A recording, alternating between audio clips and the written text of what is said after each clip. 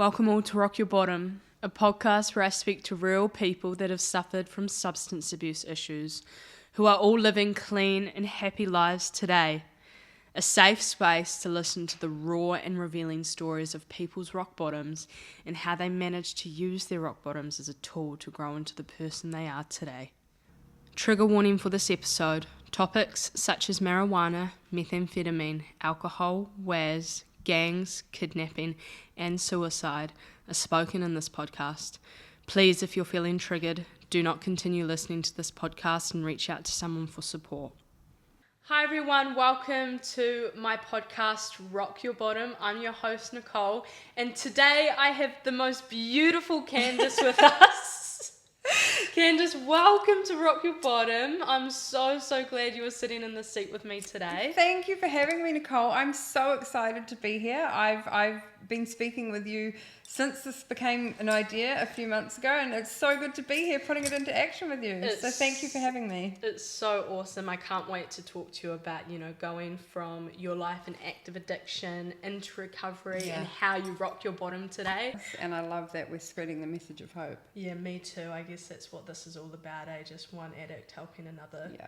And that's primarily what we're here to do. Yeah. So why don't you introduce yourself, who you are, where you've come from, how many years sober are you today?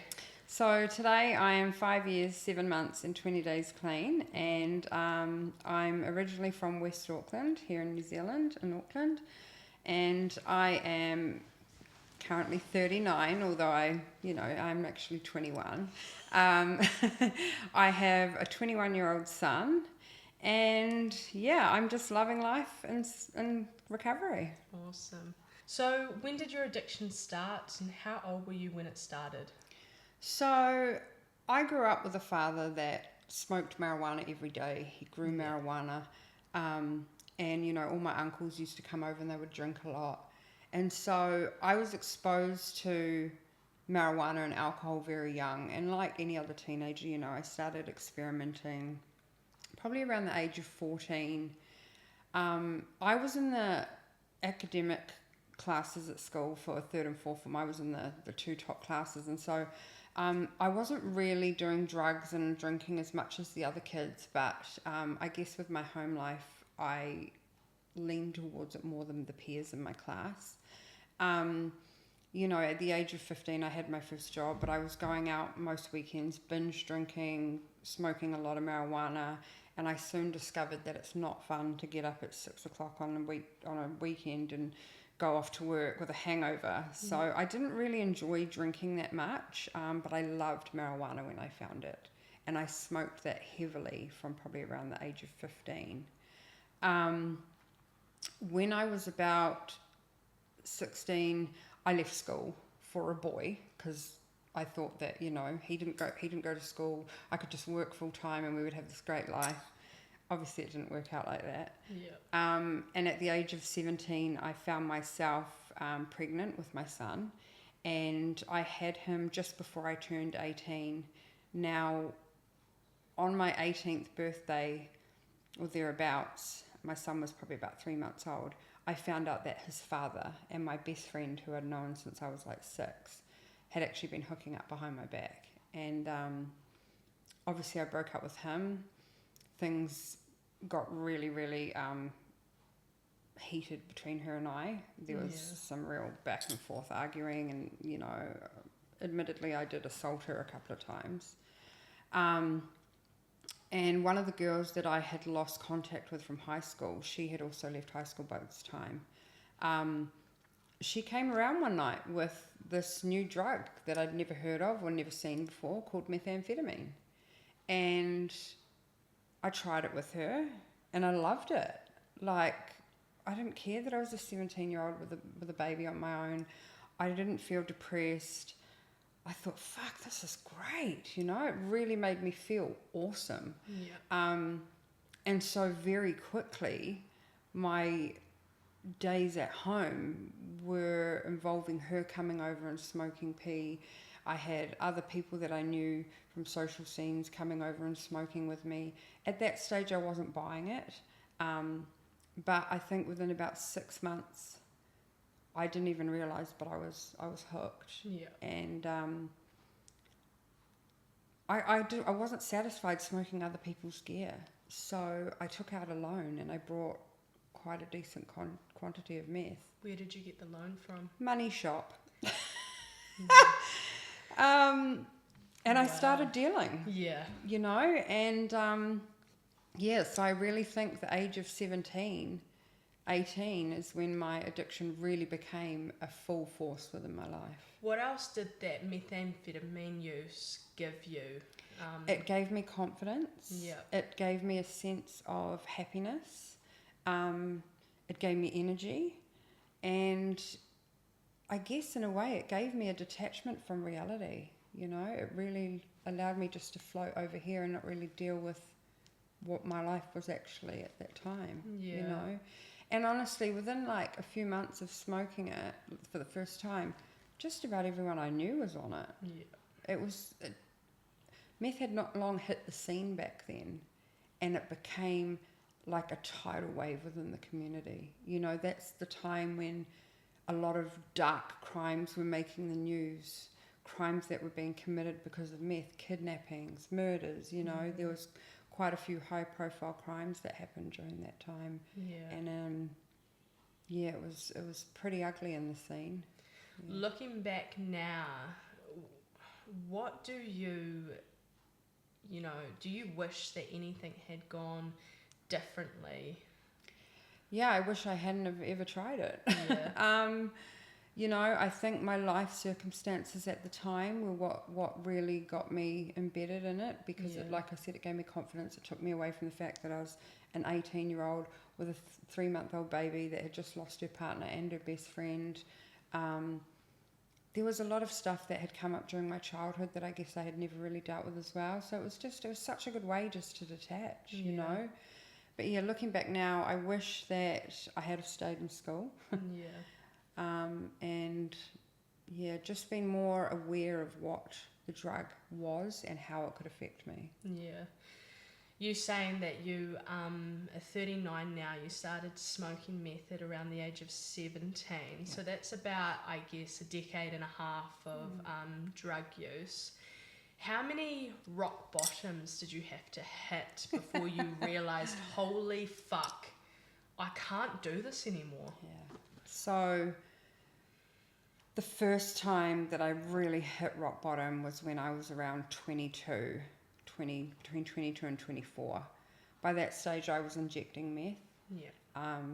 And I had been hanging around gang members, and like I'd had a couple of incidences where I'd actually been kidnapped. Some pretty horrible things had been done to me. And I remember thinking, I think I'm in above my head. And then my son's father filed for custody of him, and he took custody. I gave him custody before the child was uplifted. And my life had just pretty much turned to shit. I had lost my home of 9 years. I had no job. I hadn't done any education, and I was a 22-year-old junkie. And I was arrested, I think it was 3 times in 1 week for various things: possession of methamphetamine, possession for supply, couple of crimes that were related to dishonesty. And I remember sitting in the Henderson cells one night and looking at the walls, and they were just disgusting. There was various bodily fluids, and I just remember sitting in there going, how the fuck am I here? This was never my plan, you know. And when I'd been given bail, I was in this hotel in Mount Albert, and my family had pretty much all but cut me off by then. And if I would ring, they'd say, are you ready to go to rehab? And I'd say, not yet. And so they'd just hang up, you know. They just were like, we're not doing this with you. And I was at this hotel in Mount Albert, and it was about 3 o'clock one morning, and I'd been trying to find a vein for ages, and I couldn't, and I was so hanging out for a hit. And I remember walking into the bathroom and looking in the mirror, and I was disgusted with what I saw. Yep. I was about 49 kilos. My skin was grey. I had sores. I had blood dripping from various places. I tried to shoot up and couldn't find it, but it was just horrible. It was really horrible. And I remember thinking that night, I need to go to rehab. I need to go. And I rang my mum, woke her up, and she's like, yeah. And I said, look, this is the hotel I'm at. I'm ready to go to rehab.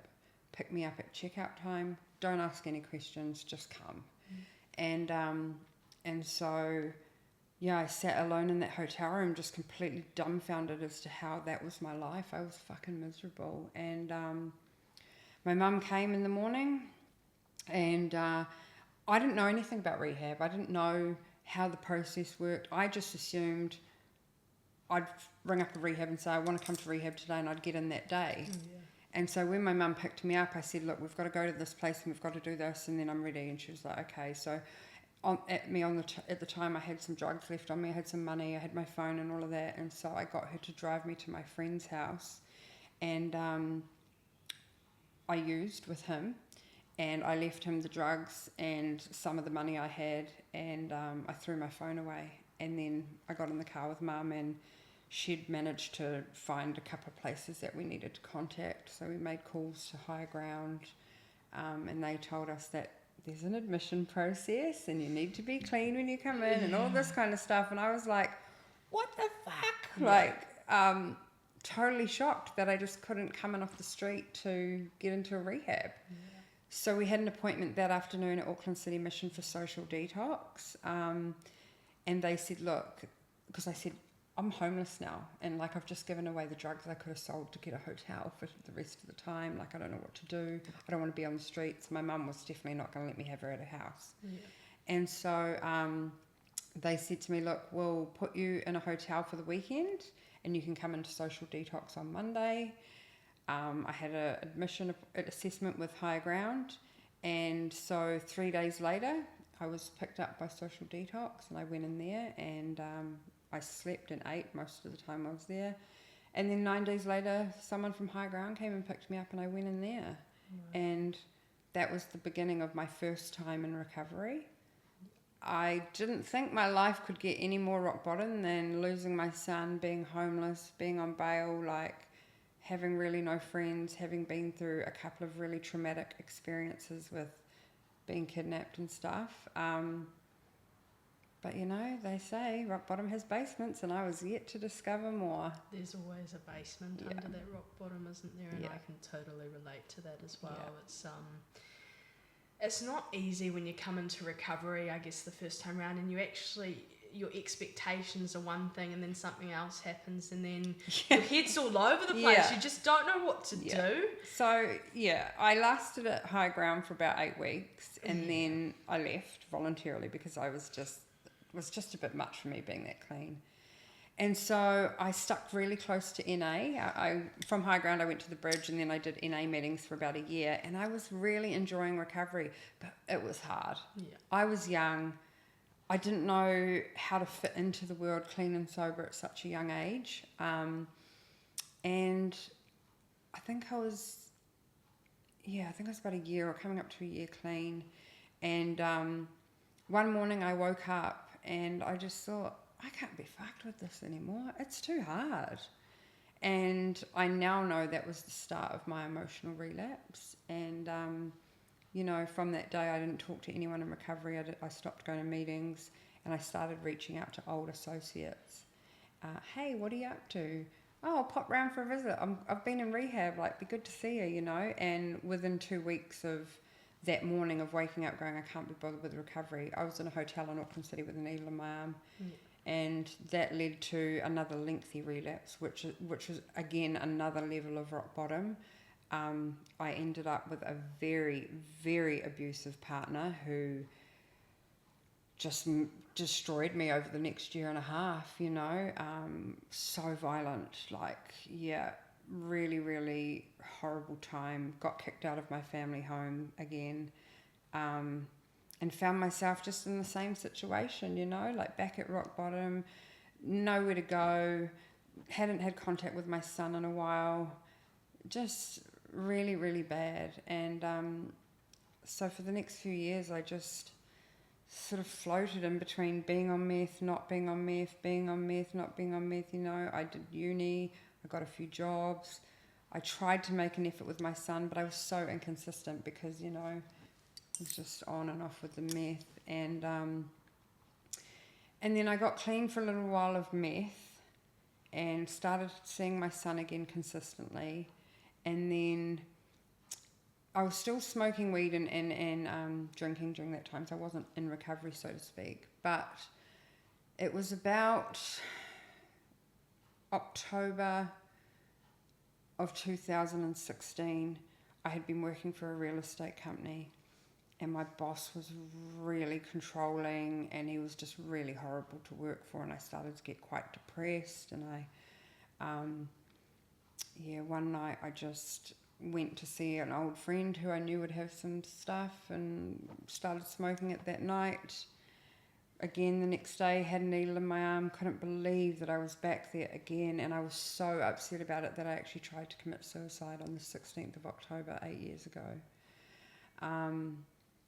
And I got rushed to hospital. I woke up, they'd pumped my stomach, and I ended up being in a mental health observation home for like 7 days to make sure that I wasn't going to do anything else. And I got discharged, and I just went straight back to that person's house and kept using. And that was a really long 4 years relapse that just took me to some really dark places. During that time I developed a really bad addiction to WAS, which I ended up going to Pittman House for to get detoxed off. But again, ended up homeless, ended up on charges, didn't see my son, my family had cut me off again. Just, looking back now, I just think it's such a waste of time. That relapse nearly wipes you out, didn't it? It was, Candice, you really share a story of hope because, you sit here today over 5 years clean and sober.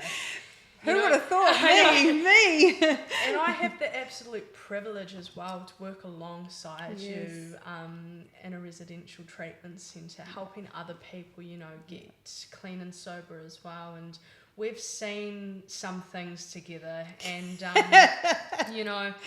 it can be such a thing to talk about and laugh about, but even some of the things we have seen have been nothing but mind-blowing, and nothing but scary. And our hearts have broken for a lot of people, but they've also come together with a lot of people, and we've been able to build the most, I guess you could call it, the most coolest relationships with other addicts and alcoholics like us, and now we all walk alongside each other in this journey. It's a beautiful thing, right? It is. We see people in our job coming in at day zero, and 95% of the people we work with, when they leave our treatment centre, they're just whole new people. Yeah, their eyes sparkle a whole different Skin's way. Skin's got colour, and eyes aren't yellow anymore. They've got hope. Yeah. And that's something that I always try to deliver in my message, is that if I can do it, anyone can do it. It's scary at the start, and you don't know what it's like, and you worry, how am I going to be fun, and how's life going to be exciting? My life in recovery is so much better than my life ever was in using, One thing that I love that you always say as well is that, if recovery was so shit, I wouldn't be here anymore. And I use that now as well, because it's so true. It is. For me as well, I am young in recovery, and I never fucking thought that I would be sitting here, coming up to in February, and just absolutely embracing sobriety in every aspect I can now. And you've done so well. You're so inspiring. But do you know what? I'm only sitting here today because I've been able to walk alongside people like you and our other peers and stuff we walk alongside as well. And it's been such a gift. It really has. That's the beautiful thing, right? I can't, we can. Yeah. And what we go through and what we have, you can't learn that in a textbook. We have an education that money can't buy. And I love that we can use our lived experience now to use it in a professional context and help others. I always say, I got clean because I wanted a better life. I've stayed clean because I got one. 100%. And, you know, it hasn't always been rainbows and butterflies. There's been some very testing times in my recovery, but it's always been worth it. Yeah. It's always been worth it. You've definitely been someone as well, and I guess this podcast explains it. You know, you fucking rock your bottom, sister. Your bottoms, you know, are bottoms that I think you probably didn't even think you were going to be getting out of, you know. And today you share your bottoms, as you said, as stories of hope, and, you know, that if you can, anyone can. And I guess, you know, that's the same with a lot of us. It's I never thought that I was going to get sober. I really didn't. And it was just like, what? You know, like, what the actual And for someone so young to actually get it and do it, you know, I think one thing that I've been surprised about is how much younger people are coming into sobriety now. Yeah. And it just goes to show that, you know, like, addiction does not discriminate. 100%. It doesn't matter your age, your sexuality, your race, what you believe in, what your career is, what family you come from, nothing. I mean, it's just, yeah. So how I got into recovery this last time. Yeah. So as I shared, you know, I was back in the same position, and during that 4-year relapse, I was in a relationship with someone that was, we were manufacturing, and we got raided, and I had sort of said, oh, I'm kind of not really feeling this anymore. There was a real risk of us going to jail and stuff. During that time, my dad had cancer, and one of the last conversations I had with my dad alive, he said to me, I just want to know that when I go, you're going to be okay. I want to know that you're going to get clean. Get off the fizz. He always called crack the fizz. Get off the fizz, he'd say. And I promised him that within a year of his passing, I would get clean. And I'd spoken to my partner about it, and he wasn't ready at the time. And I thought, oh fuck, how am I gonna wing this, you know? And then, by the grace of God, and I'm actually grateful, we got raided again, and we were in the middle of a manufacturing process, and we got caught red-handed, basically. So he was arrested and put in jail. I wasn't actually at the property at the time, so I escaped any charges. But like pretty much that week, I packed all my stuff up and I moved into the apartment I live in now. And I just decided from then and there that I was getting clean. I'd had enough. I'd made a promise to my dad. So it was almost a year to the day since he died that I got clean. And this time I didn't do rehab. I moved to the apartment, didn't tell anyone my address, changed my phone number. And I think for the first month, I just slept and ate in my apartment. After about 2 weeks, I actually got really, really sick. So I was in bed for like another 2 to 3 weeks. So for the first sort of month, I just didn't really leave the apartment, you know. I also had a really bad gambling addiction at the time, but because we weren't selling or anything anymore, I ran out of money. So that just nailed my gambling addiction on the head. And and then I just started walking to an AA meeting that runs at lunchtime every day, not far from my place. And one of my girlfriends said, I'm going to get clean at the same time. And we were too embarrassed to come back to NA, but we just did this AA meeting for a long time, and we just did lots of walking around the domain and lots of stuff.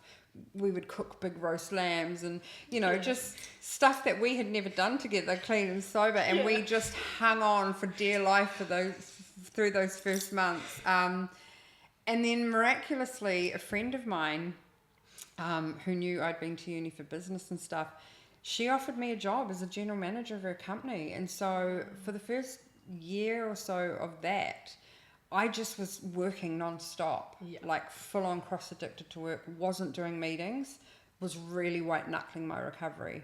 And when I got made redundant from that job, I was like, okay, I'm rocky. Like, I need to do something for my recovery. So I started going to NA meetings again, and then I found out about being able to do my level 4 in peer support, which I did.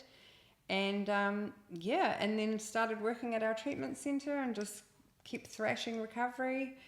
I've started a Facebook group for recovering women, which I think we have around 700 members now, and it's just a beautiful place for sisters from every fellowship to connect and, you know, feel supported. And I'm now privileged enough to sponsor some beautiful women in recovery as well, and I've started my own blog page as well, which I share my recovery journey, you know, and through that page, I've had so many people reach out to me and ask for advice or ask what to do, and I've been able to connect some of those women into the sister group, and it's just been a really cool experience, you know, and you and I have both applied for uni for next year, and you know, I just want to take my lived experience now to the next level and really help people, you know. It's amazing what our life from, you know, active addiction has been able to give us in sobriety.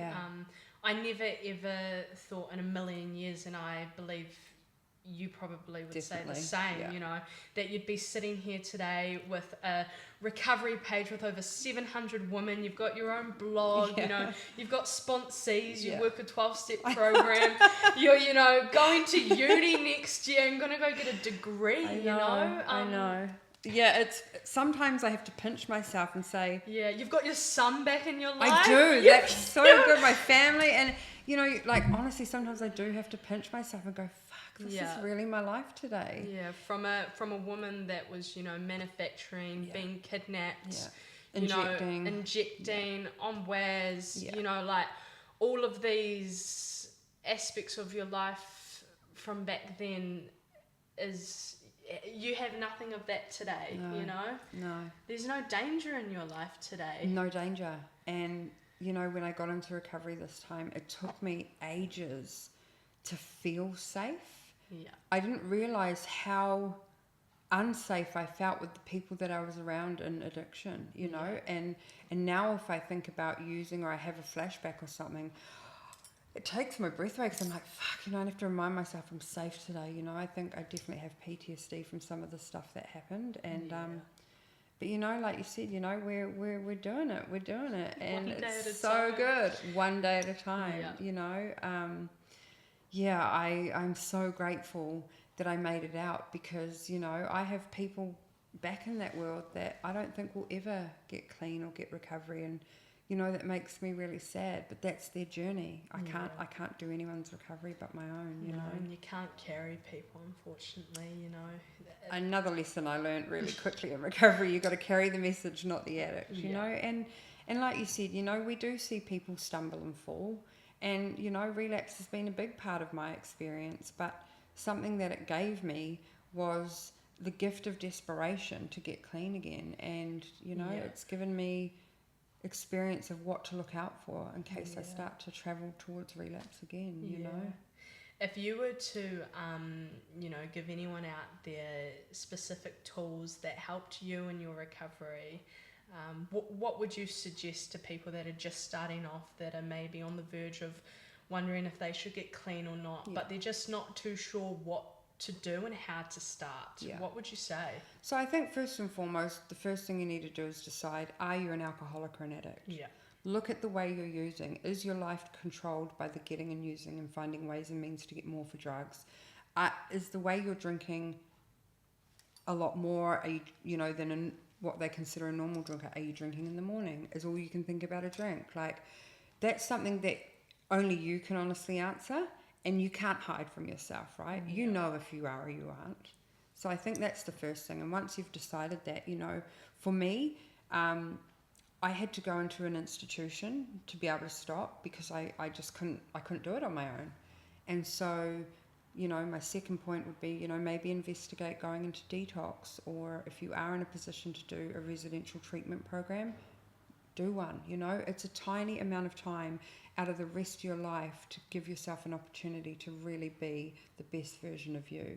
You know, I highly recommend people check out NA and AA. That is where I have found the solution to continue in recovery. Rehab will get you clean. Getting clean is the easy part. It's staying clean and dealing with life on life's terms. That's the challenging part. And through NA, I have been given tools and advice and a program that I can work daily to give me a reprieve from my disease of addiction. You know, it's a disease, and you know, we don't judge people with cancer, but addicts and alcoholics, we get so judged, you know. So the other thing I would suggest is just trust that you're doing the right thing for you, you know, to hell with what other people think of you. Have no shame that you're reaching out for help. 100%. You know, be empowered that you're looking at it and going, okay, I need help. That just takes so much courage. And I see so many people that don't give themselves enough credit for saying, I'm an alcoholic or I'm a drug addict, you know? Yeah. Yeah. I think it is so important for people to know as well, though, as much as, you know, if you are an alcoholic or an addict, you're actually so much more than that as well, though, you know. That was a big thing for me coming into recovery. I remember being in my treatment centre and they said, so who is Candice? Yeah. And I was like, oh my fucking God, I don't know. Exactly. I didn't know who I was. And I'd always identified as a drug addict or a junkie. And that's who Candice was. And so I cried. Candice now that she's clean? Candice, now that she's clean, is a consistent mother. She's a great friend. She's a role model for positivity. She's a hard worker. She's interested in study and furthering her education, you know. Candice loves cooking. Candice loves reading. Candice has an interest in photography. Candice today is such a genuinely nice person, you know, which is something I never was in active addiction. You know, you honestly sit there today, Candice, you know, with a heart of gold, and I just want to thank you, you know, for sitting here with me and just rocking your bottom like there's no tomorrow. Hopefully someone will identify with the things I've been through and go, fuck, your bottoms have been able to, you know, share this message. It's because you were able to hit those and come out of them. You now have this message of hope for others, and like you said before, no one else has that but you, you know. You don't learn this shit out of textbooks. You've actually got to live it. And I'll share an example with you. I was court-ordered for one of my charges one time to do drug and alcohol counselling, and I went off to CADS, you know, good little girl, doing my stuff my probation officer recommended. And I went to have a counselling session with this counsellor, and I sort of said, oh, you know, so what have you been addicted to? Like, what, you know? Yeah. Oh, I'm not an addict. I've never been an addict. How the hell are you going to help me? You don't understand. What are you going to say? And that's the beautiful thing about NA and AA is it's, you think your life's the worst and you've been the worst person, and then you meet all these other people and you're like, I'm not alone. Yeah. The one thing that has been able to help me in my journey is talking to another alcoholic or addict, you know.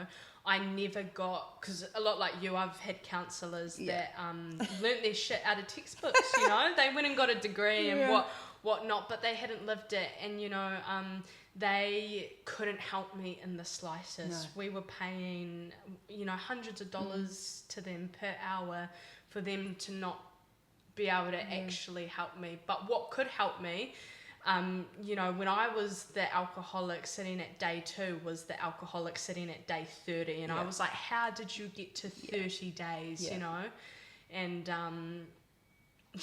it's amazing how one person can help another just with their lived experience. It's a beautiful thing. It's such a beautiful thing. And, you know, like, I feel that because I have made it out, and I do truly believe in recovery, and I'm just such a huge advocate for NA and AA, I do believe that because I've been lucky to make it out, that I do have a sense of responsibility to try and help others out as 100%, well.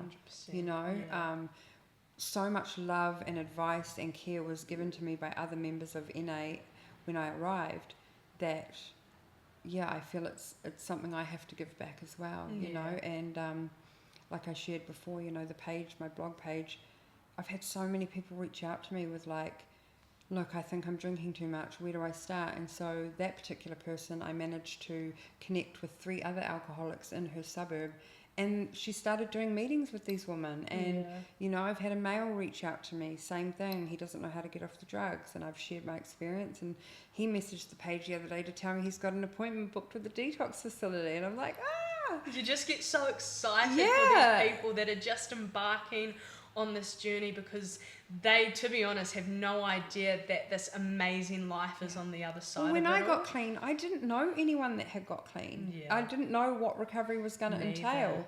I thought I'd go to these NA meetings and I'd just be there to stop using. And actually, I learned addiction is about so much more than just using. That's just a symptom, right? And so, yeah, I've learned how to deal with life situations, how to interact with people, how to love myself, how to heal parts of me. It's been an amazing journey, and I'm so grateful that there is a place like that we can go. Yeah. You know, there are countries in this world where if you are an addict, you are persecuted. You know, like, grateful that in this country we have so many beautiful services. Not enough, but a lot of services for support that we can access. You know, WINS will help you. You know, while you're doing your recovery, you can be on a benefit. I mean, there are countries that you'd be going to jail. Yeah. You know, and it's pretty ruthless, isn't it? Yeah, and I think hopefully in the next 10 years, New Zealand will move to a place of looking at drug addiction as more of a health issue rather than a crime issue. Yeah. You know, obviously there are aspects to it that need to stay a criminal issue, but, you know, like, for example, you know, let's say a young mum gets with a man, he's on the meth, he gets her into meth, you know, and then their situation becomes domestic violence, and, you know, she can't reach out to any support services to try and escape that or get help because she's on meth, and then she risks her child being taken, or, you know what I mean? So I think if it was more of a health issue, so many more people would put their hand up and say, actually, I want out. Yeah. You know, I need support and I need help, rather than being afraid, you know. Because I know I was really afraid when I reached out. I thought, fuck, you know, they're going to tell the police, I'm already on charges, you know. Yeah. There was a lot of fear. I didn't know. Like I said, I didn't know anyone that had gone and gotten clean. And, you know, it's really cool when I'm sitting in an NA meeting and, you know, someone I used to use with rocks into a room and I'm like, oh, hallelujah, you know, like, good to see you. We've been waiting for you. I've been waiting for you, mate. And, like, you know, Yeah. I've shared this on my blog page, you know, the people I used with, not everyone was a scandalous, disgusting human being, you know, with vile intentions. There were some people that I really cared about that I've left behind, and, you know, I have boundaries in place around that. You know, if they want to catch up, sure, I'll meet you at a meeting. You know, they know where I am and what I'm doing, and they know that when they're ready, they can come to me. But I'm not going to come to your house. I'm not going to come and party with you. I'm not, you know. How awesome is that you can and you are able to put up those boundaries today, you know, like... Boundaries are huge in recovery. Oof, they're massive. Something I didn't know anything about, especially in active. Yeah. Yeah, learning that it's actually okay to say no and put myself first. Yeah. Not in a selfish way. Yeah. You know, but But like I said, they know where I am, and, you know, my inbox is always open, and I'm always happy to support anyone on their journey of recovery in any way I can, you know.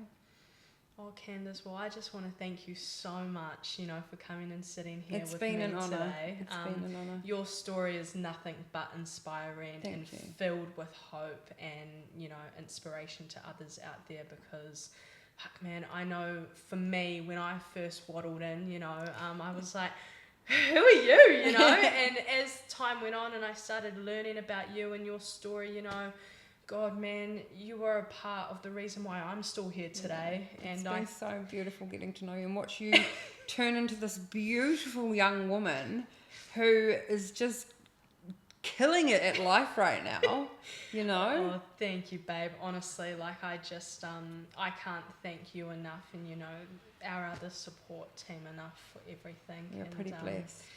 Yeah, thank you so much. Thank you for having me. I love you. Oh, this has been so nice, and I'm proud of you for doing this podcast. Thank you, babe.